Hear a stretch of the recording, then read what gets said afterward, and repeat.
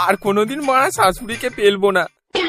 আর যদিও পেলি, হেলমেট ছাড়া তো কখনোই না, না হলে কবে কি মারা ফেসে যাব। তুই তো বেঁচে গেলি, এবার আমার কি হবে রে ভোলু? কদম তো আমায় ছেড়ে সেই যে গেল, আর তার কোনো খবর নেই। তুই চিন্তা করিস না ভাই, তুই চিন্তা করিস না, দেখবি সব ঠিক হয়ে যাবে। আর কদম যদি না ফিরে আসে, তাহলে তোর আমরা আবার বিয়ে দেব। না রে ভাই, আমার কদমকেই চাই। মারা আমার আচ্ছা সোনুদা, আমি তাহলে আসছি।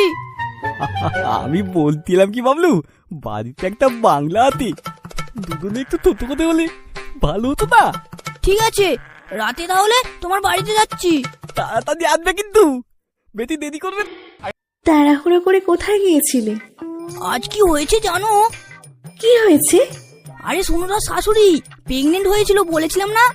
ও হ্যাঁ হ্যাঁ, রিপোর্টে কার বাচ্চা ধরা পড়লো? আরে দূর, সোনুদার শাশুড়ি প্রেগনেন্ট না, গ্যাসেতে ওনার পেট ফুলেছিল। কি অবস্থা দেখো।